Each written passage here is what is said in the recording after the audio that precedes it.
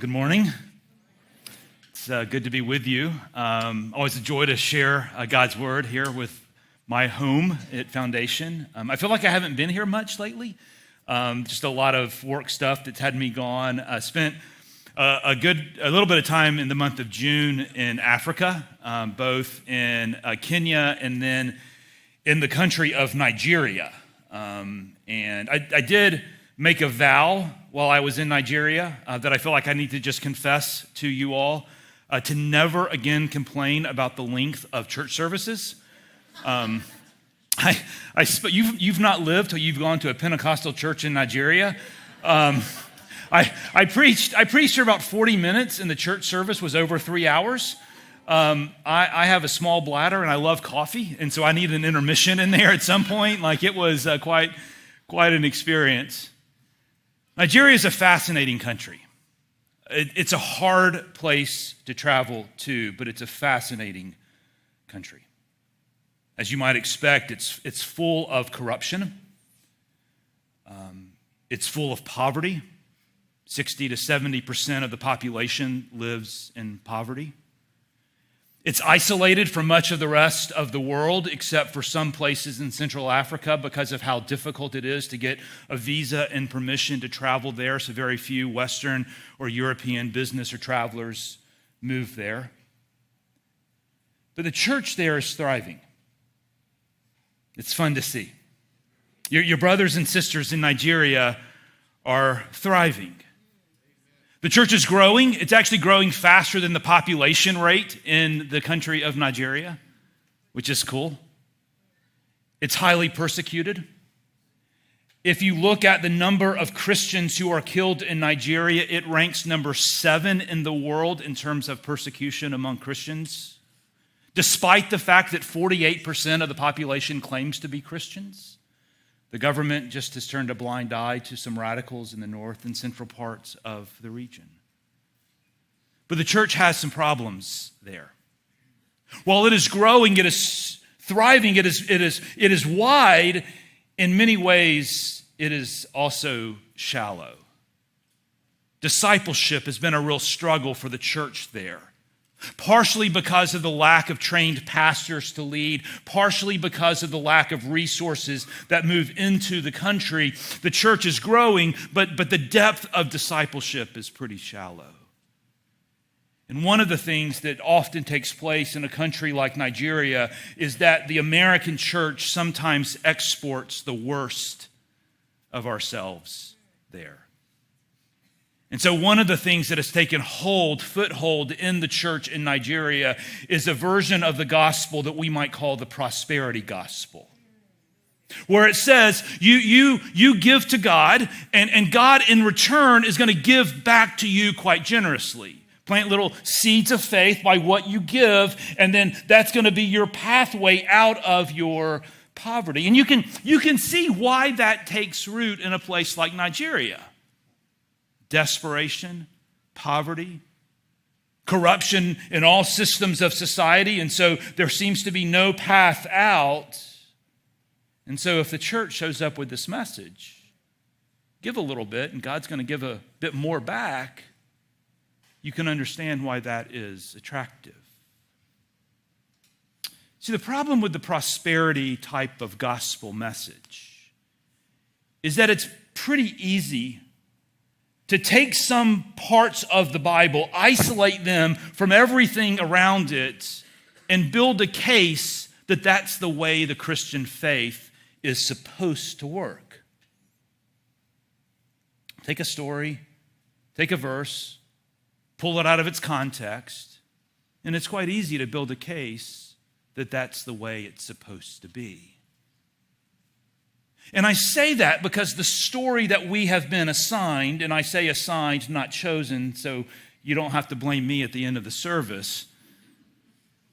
The story that we've been assigned in our Summer Stories by Jesus series is one of those stories that we could take in isolation, pull it out of its context, and build a case for something about our own prosperity and wealth. I mean, we're going to read it in a minute, but goodness, it talks about bags of gold. It talks about doubling our investment. It talks about getting more because we have. So is that what God is after? Well, I don't think so. And in fact, I think if we read our story this morning and all we conclude is that God wants to make us wealthy because we've given a little money to the church, then we have cheapened the beauty of what Jesus is telling us, and we have missed the entire point. In fact, notice how the story begins. Matthew chapter 25, verse 14 is where our story is found. Matthew 25, verse 14. And here's where it begins. Jesus says, again, it will be like. Anytime you're studying the Bible and you see a word like again, what should you do? You should begin reading backwards and figuring out what the again is talking about, right? And then it says it. Well, what is the it?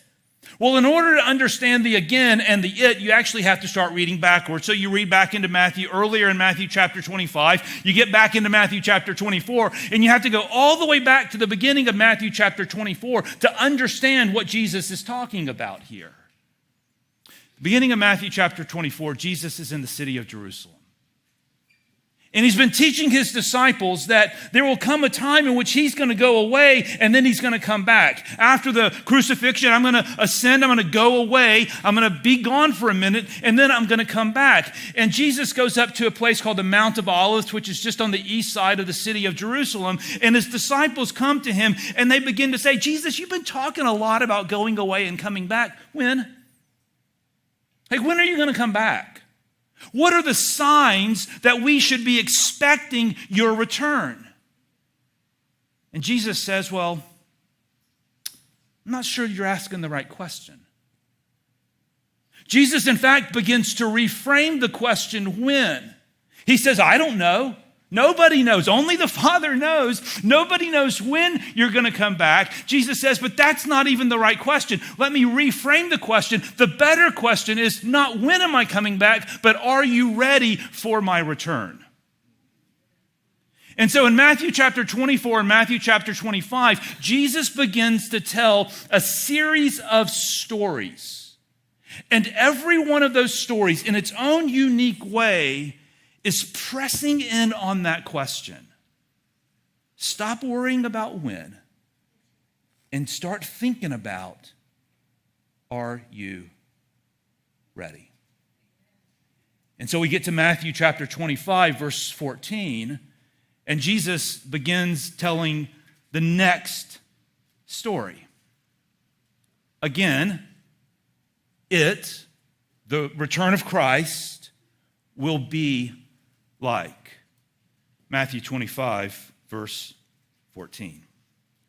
Again, it will be like a man going on a journey who called his servants and entrusted his wealth to them. To one he gave 5 bags of gold, to another 2 bags, and to another 1 bag, each according to his ability. And then he went on a journey. The man who had received 5 bags of gold went at once and put his money to work and gained 5 bags more. So also the one with 2 bags of gold gained 2 more. But the man who had received 1 bag went off, dug a hole, and put it in the ground and hid his master's money. Verse 19. After a long time, the master of those servants returned and settled accounts with them. The man who had received 5 bags of gold brought the other 5. Master, he said, you entrusted me with 5 bags of gold. See, I have gained 5 more. His master replied, well done, good and faithful servant. You have been faithful with a few things, and I will put you in charge of many things. Come and share your master's happiness. The man who had 2 bags of gold came. Master, he said, you entrusted me with 2 bags of gold. See, I have gained 2 more. And notice the repetition here. His master replied, well done, good and faithful servant. You have been faithful with a few things. I will put you in charge of many things. Come and share in your master's happiness. And then notice verse 24. Then the man who had 1 bag of gold came. Master, he said, I knew that you are a hard man, harvesting where you have not sown and gathering where you have not scattered seed. So I was afraid. I went out and I hid your gold in the ground. See, here is what belongs to you.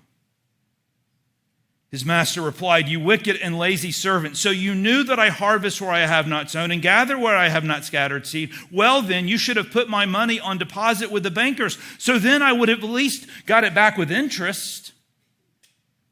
So take that bag of gold from him and give it to the one who has 10 bags, for whoever has will be given more, and they will have an abundance, and whoever does not have, even what they have will be taken from them. And throw that worthless servant outside into the darkness where there will be weeping and gnashing of teeth." Here's the topic that Jesus puts on the table for us this morning. In light of his sudden and unexpected return, that's the whole message of Matthew chapter 24 and 25. Nobody knows when Jesus is coming back. It's going to be sudden. It's going to be unexpected. You better be ready for it. In light of that, faithfulness, responsibility,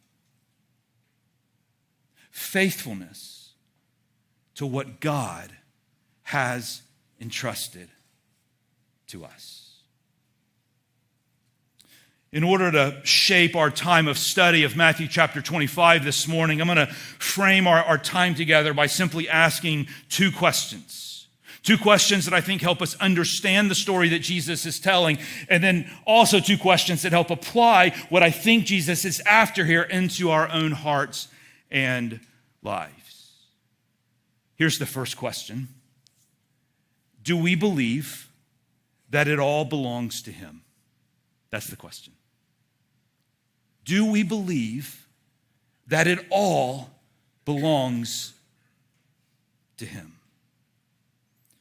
The story that Jesus tells here, the parable, it's actually pretty simple to understand. I mean, it's not overly complicated, the actual story that is being told. In verse 14, again, it will be like a man going on a journey who called his servants and entrusted his wealth to them. To one he gave 5 bags of gold, to another 2 bags, to another 1 bag, each according to his ability, and then he went on the journey. That's how Jesus begins the story. And it's not overly complicated to understand what's happening in the story. The master is God, right? The master is Jesus. Like we know that. All of Matthew 24 and 25, that context suggests the master who goes on the journey, that's Jesus. He goes on a journey. That's the ascension and the time that he is away. And there's a second coming, and he's going to come back after his journey. That's what the story's talking about. That's all of Matthew 24 and 25. There are these servants. We're the servants. Right? Jesus is the master. We are the servants in the story. Like that's the parable. That's what he's trying to get across. He says that he entrusts his wealth to these servants. The master does in the story. The word there for wealth is actually probably more accurately translated possessions. It's not just he gave him his credit card and his checkbook. He gave him all of his possessions. The servant is going on a journey, and he puts everything in his domain into the hands of these 3 servants. And then he gives them bags of gold. I mean, that would be nice, wouldn't it? I think I got baptized here, and all I got was a T-shirt. They got bags of gold. Like, some of you who've been around church for a while, you might have heard this story as the parable of the talents. In fact, some of you may be reading an English version of the Bible in front of you that has talent, and you think talents and bag of gold, those seem like very different things. We hear the word talent, and we think like a skill or an ability, like I can sing or I can juggle. I can't do either of those things. But like that's what we think when, any jugglers? Anybody? They were like, okay, good. There were some more jugglers in the 9 o'clock service. I don't know what that means. Analyze that, somebody. There are jugglers that show up early. Anyway, we think a talent, and it is the ability to do something. The word talent here in the Bible is actually not a skill. It's not the word talent like we think about it. Talent in the, just ripped that off my face just about. Talent in the ancient world was a measurement of usually money. It was measured as a bag of gold or a bag of silver. And there's some uncertainty about the exact dollar amount or the value of what a talent was. The general consensus is that a bag of gold was equal to to 20 years of a day wage. So if you were a day laborer, as most people were in the ancient world, you worked for a day, you made X number of their currency. 20 years of that, so essentially 20 years of a salary, was 1 talent. So think about 5 talents, 100 years of your earnings. 2 talents, 40 years of your earnings. 1 talent, 20 years. Now, the point here is not to try to understand, like, what's the conversion rate of bags of gold to US dollars. That's not the point. The point is, when Jesus' disciples heard that he gave them 5 bags and 2 bags and 1 bag, the disciples went, that's extraordinary wealth.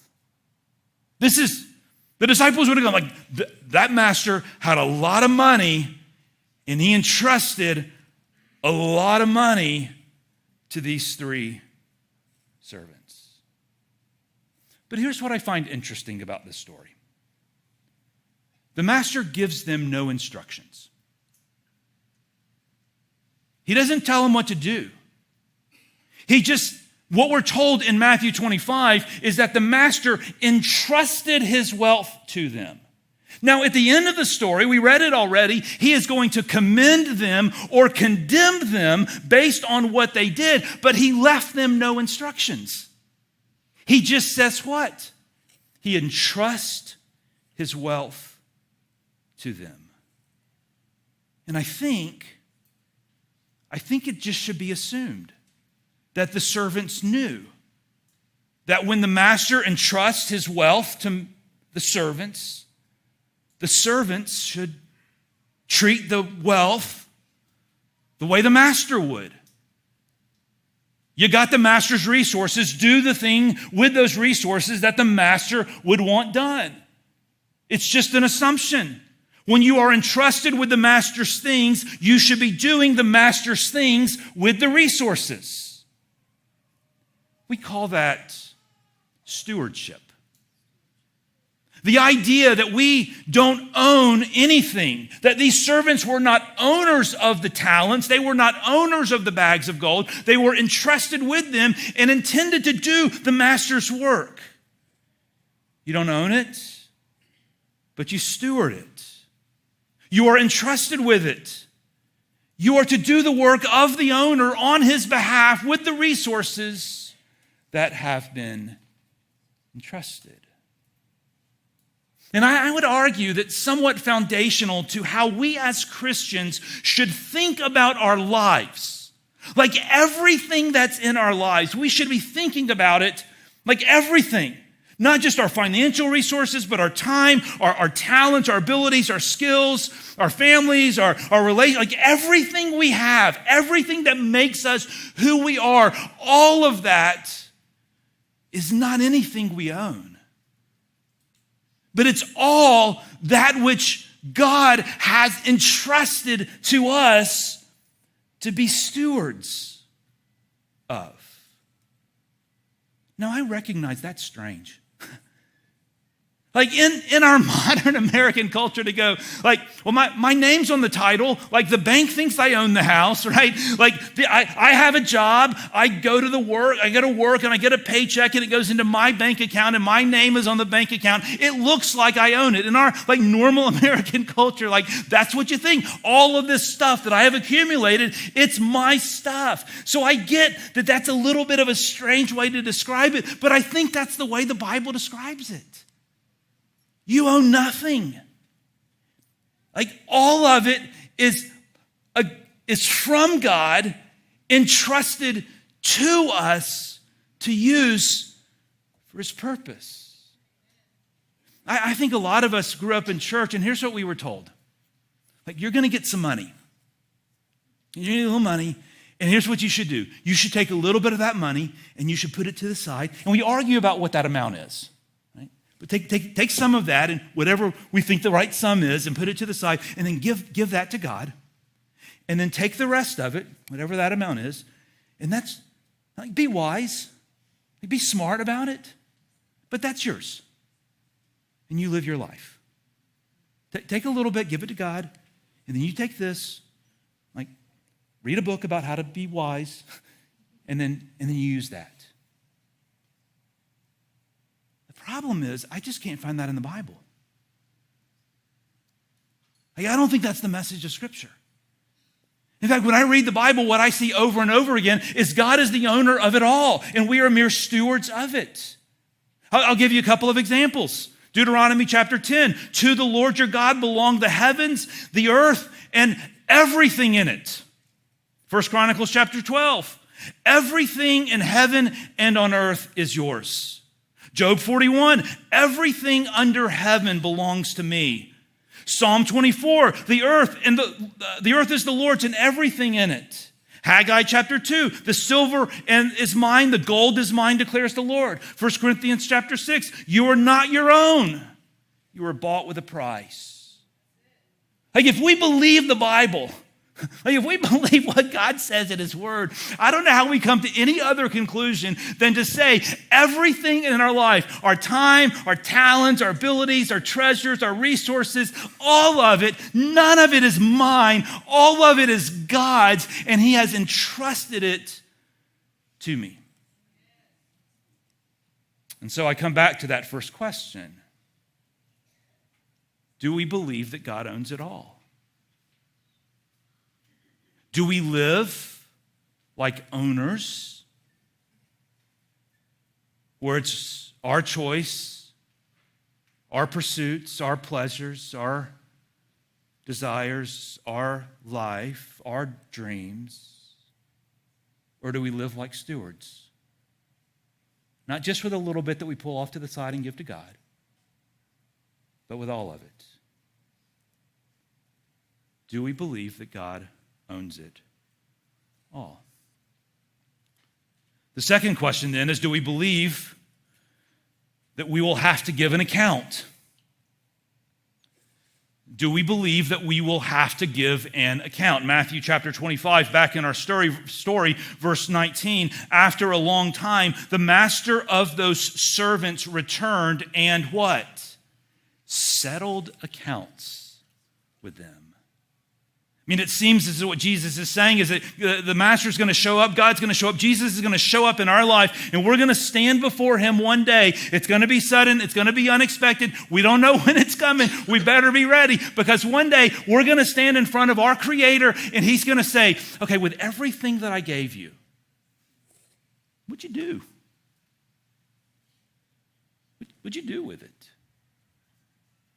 The first two servants, the one with the 5 talents, the one with the 2 talents or bags of gold, what do they say? We put it to work. We did something with it. In fact, we doubled it. And what does Jesus say? Those words that every one of us wants to hear on our first day in eternity. Well done, my good and faithful servant. And then we get to servant number 3. Oh, servant number 3. My wife Molly and I, we have 3 boys, and they're great kids. I mean, they really are great kids. We are incredibly fortunate with how wonderful our kids are. I say that because I'm going to publicly shame them for a minute. On most days, if you were to come to our house, you would walk into our house unannounced, and you would think, they're normal people. Right? I mean, there may be some things that need to find a home. It's a little disorganized because we have 3 boys and busy and all the things. But you would not go, well, they are disgusting people. They need a reality TV show and some help, right? I just don't think that you would come to that conclusion. Now, the exception to that rule could be on some days if you were to walk into our kitchen and you were to see the volume of dirty dishes in the sink and the dirty dishes that have leaked out of the sink onto every flat surface in the kitchen. And I think part of the problem is that we have 3 boys. And the amount of food that can be consumed on any given day in our house is staggering. And the number of dishes that can be dirtied on any given day in our house is staggering. I mean, if you eat 17 boxes of macaroni and cheese, there's 17 pots, right? I mean, that's just the way that it rolls. And so from time to time, there is a moment of tension in our house that usually sounds like this. All of you, dirty dishes, all of you should be able to clean the kitchen without being asked. I heard an amen. I'm with you. And it just makes sense, right? So there's this tension that exists in our house sometimes around people cleaning dishes without being asked. Now, I own it. I eat. I dirty the dishes. And I sometimes need to clean the dishes myself. I get it. And I think all three of our kids have done this. I know two of them have. I think the third has. And here's what happens. When my beautiful, wonderful children come into I've been in the kitchen cleaning dishes, like slaving away, it's just been brutal. And I've been working for like 17 hours to clean those 17 pots of mac and cheese, right? And I'm cleaning and cleaning and cleaning. And one of the children walks in, and this is what they say. "Oh, I was about to do that." And I think, what did you hope to accomplish by that? Because what you almost got was a plate thrown at your head. Like, I don't know what the goal was in saying that. I am elbow deep in whatever fungus is growing in the bottom of the petri dish of our sink, and you telling me that you were about to do it somehow makes that better? Like, what? I'm going to pat him on the back and go, "Good job, buddy. Thanks for almost cleaning the dishes." Right? That's absurd. Sometimes they clean the dishes without being asked. I should say that. But that mentality, I guess crazy as I said, I think that's the third servant. I genuinely think he comes up to the master, and I think he thinks he's going to tell the master, "Look, here's what I did. I buried the talent in the sand. I kept it safe for you." And the master's going to pat him on the back and say, "Good job there, buddy. Thanks for keeping it safe." But what he is met with is just the opposite of that. Worse than a plate thrown at his head. Wrath and condemnation. At the very end of the story, Jesus says he kicks him out into the darkness where there's weeping and gnashing of teeth. And everywhere that's found in the Bible, it describes eternal hell, like it's separation from God. He expects to get a pat on the back. "Look, God, here's what I did with what you gave me." And what does he find? He finds that he's cast forever away from the presence of God. Chapter 25, verse 24, the man who had received one bag of gold came, "Master," he said, "I knew that you are a hard man, harvesting where you have not sown, gathering where you have not scattered seed. So I was," circle that next word or think about it mentally for just a second. What is the word? I was afraid. "And I went out and I hid your gold in the ground. And here's what belongs to you." Verse 26, his master replied, "You wicked and lazy servant. So you knew that I harvest where I have not sown and gather where I have not scattered seed. Well then, you should have put money on deposit with the banker. So at least I would have received it back with interest." Can I be honest for a second? When I read this story, and I see Jesus' criticism, what eventually the punishment, the condemnation that comes, where he cast him out, where there's weeping and gnashing of teeth. When I read that, I kind of feel like it seems harsh at first.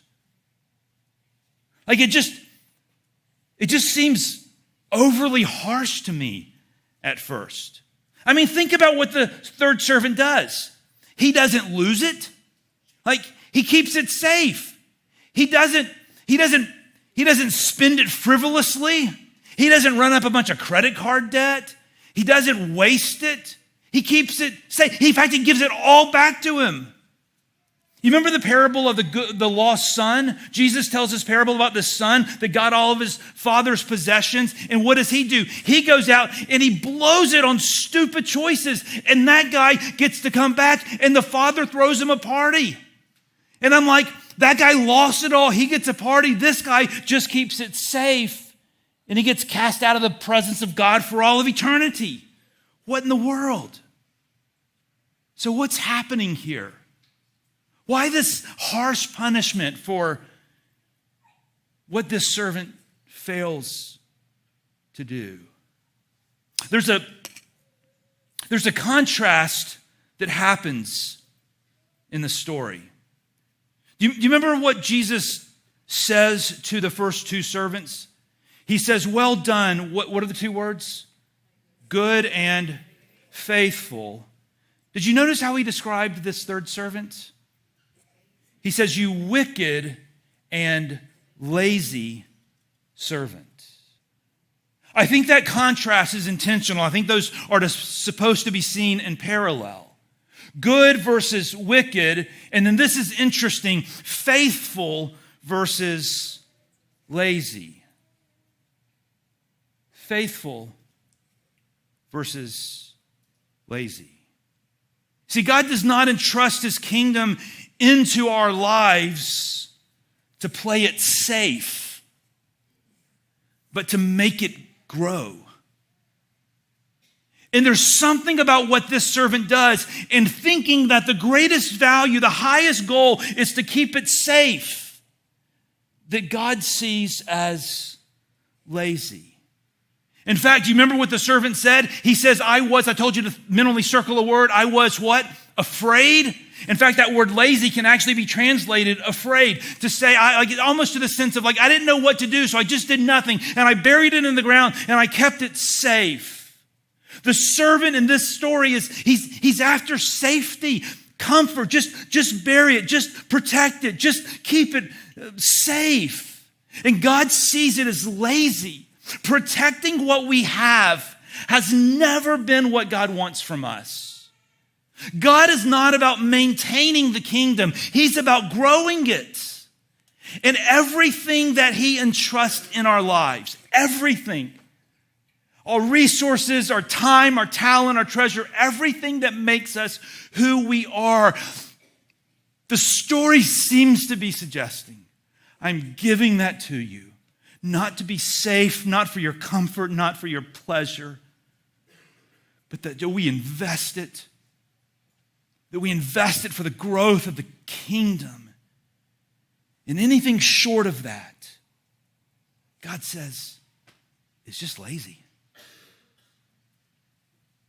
And one day we're going to stand before the master and we're going to give an account. We don't know when. It's going to be sudden. It's going to be unexpected. That's all of Matthew 24 and 25. And we get here, and one day we're going to stand before him, and we're going to give an account with our time, with our talents, with our treasures. What'd you do?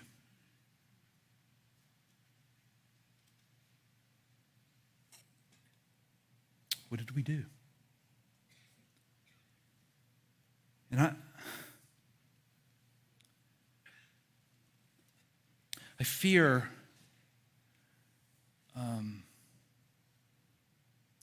that some of us have been so influenced by a version of cultural Christianity that actually values playing it safe,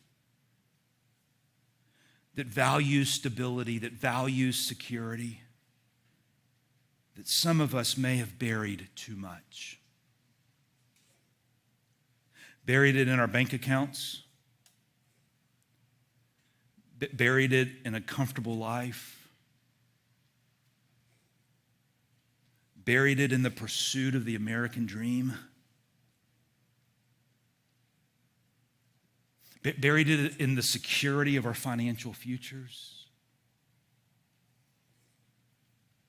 And one day God's going to show up.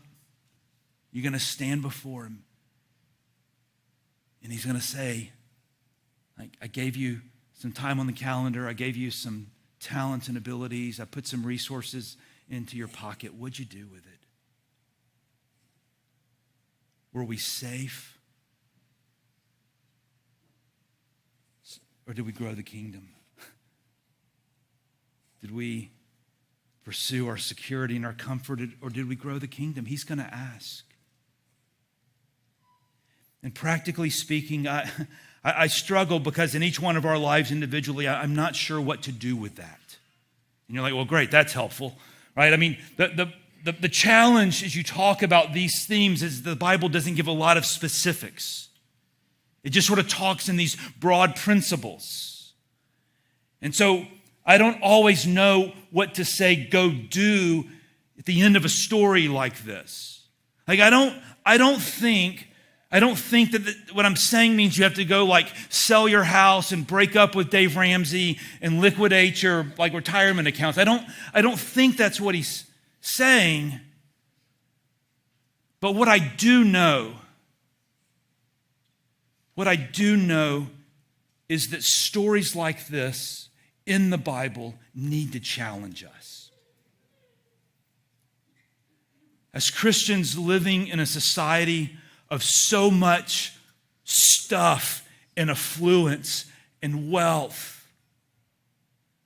as Christians living in a place like our country where we live, like I just know that stories like this need to challenge us.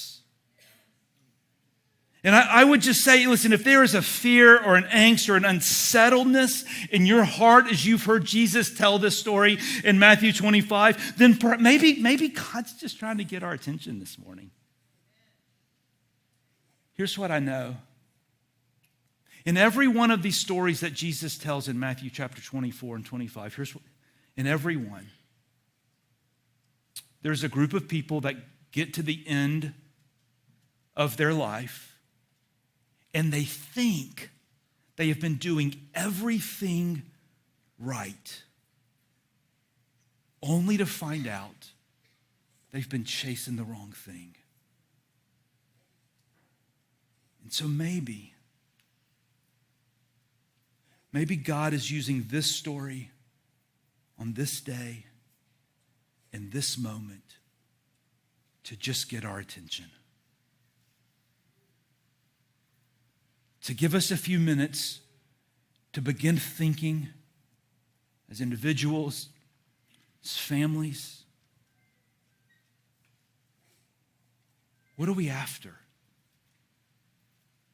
Do we believe that it all belongs to Him and we are mere stewards? Do we believe that one day we will stand in front of Him and give an account for how we managed everything that He entrusted to us? Do we live our lives like that day is coming? You know, in every one of the stories that we've been studying this summer, I think that everyone is trying to challenge or renew or change our perspective on how we are living our life.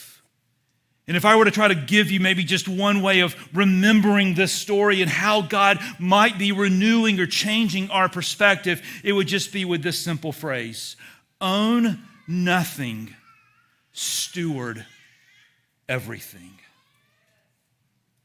Own nothing.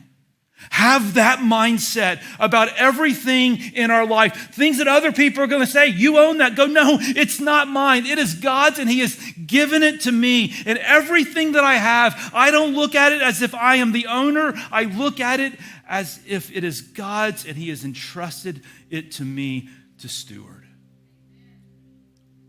And everything that I have, I'm going to throw caution to the wind. I'm going to risk, I'm going to go big in the advancement of the gospel and the spread of the good news of Jesus Christ around the world. And I'm going to steward it, not to see what I can get, but I'm going to steward it to see how can I grow the kingdom. And that's just a perspective shift. Like if you hear the message this morning and you walk out and you think, okay, I think what he said was give more money to the church and maybe they need some help changing diapers in the nursery, so I'm going to sign up. Like if that's all that you conclude, then I failed you really, really bad. Because what Jesus is after here is deeper than that.